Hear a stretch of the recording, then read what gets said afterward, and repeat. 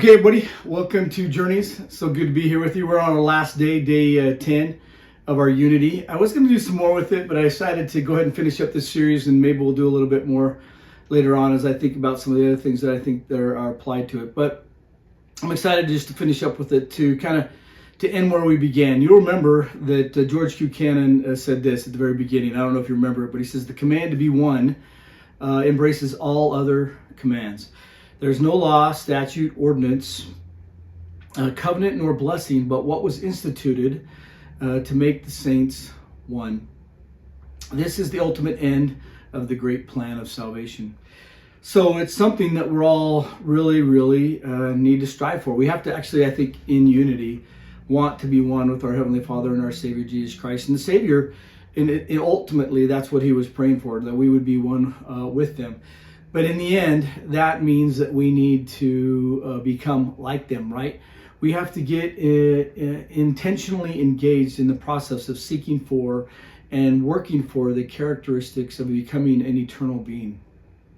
And that's not easy in the world that we live in, right? Because we have to really make decisions about putting off the natural man and becoming a saint through the atonement of Jesus Christ, and seeking those gifts of the Spirit that can only come. And yet that means purity. That means putting off a lot of the worldly things. And so, many are called and few are chosen. Why are they not chosen? Because their hearts are set upon the things of this world.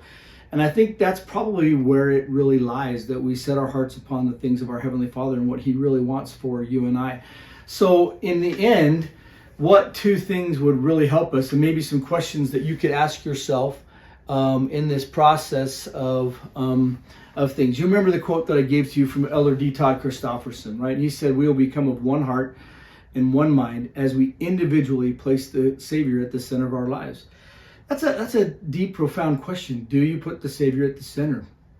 Are the things that He loves what you love?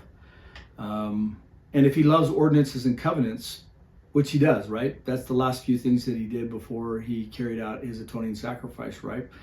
Then that whole sequence of ordinances that went from the sacrament to the washing of the feet to literally the carrying out of the ordinance of the atonement of Jesus Christ, right?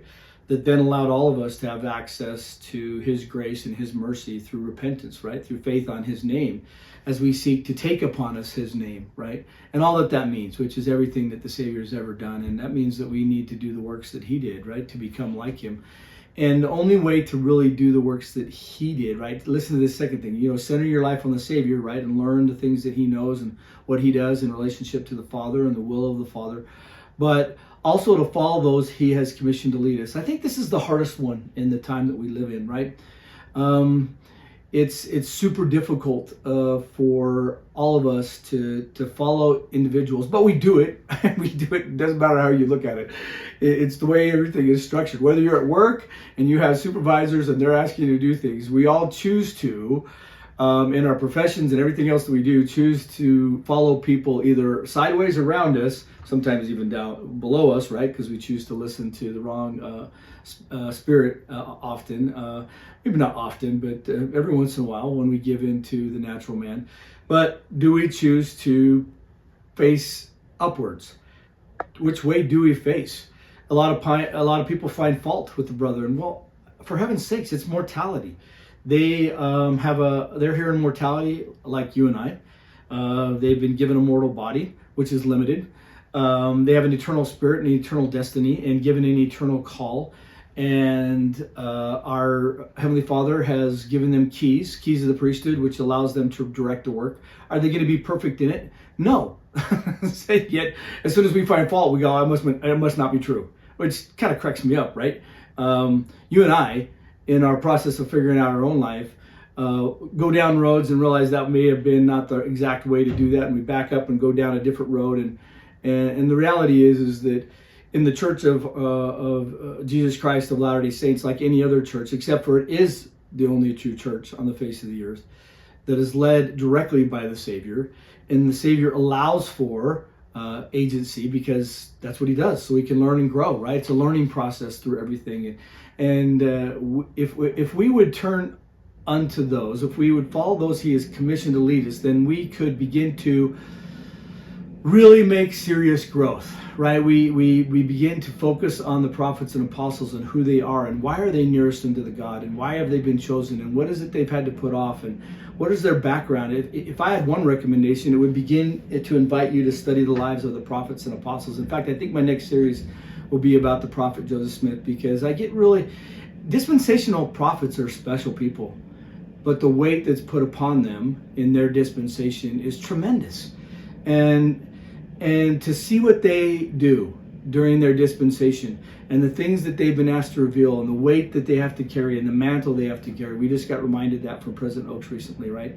As it comes upon people. And we know it's transferred, but I don't think unless you're the person who actually gets that mantle, we truly understand it. You see it and you see the amount that's carried. And so, Joseph as a dispensational prophet, right, has done more save Jesus Christ, right? That's what we've said. And we all wonder, well, why that's the case. Well, it's the dispensation of the fullness of times.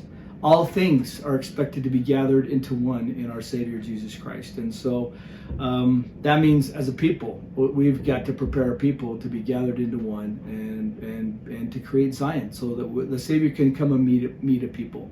And the city of Enid can come and meet a people. And so I guess a couple questions to end with. And they're simple questions. And you're probably wondering what they have to do with unity, but do you always think in terms of what you can get? Or what you want? Or do you always think in terms of what you can give?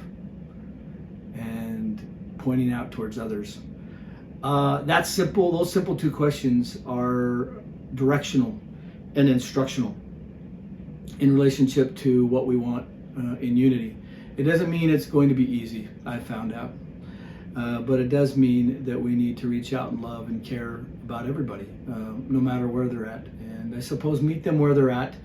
From time to time, difficult things will happen because the will of the Lord asks us to do difficult things, because our salvation and exaltation was not cheap.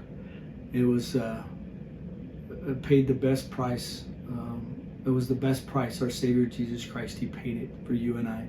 The best blood that had to be sacrificed so that we could have all things, so that the Father could give us all things. And that's the only way, is that we can receive and choose to receive all things. But we have to choose it. We really do. We have to use our moral agency to choose it. So unity, pretty awesome, but it's not an easy thing. It really isn't.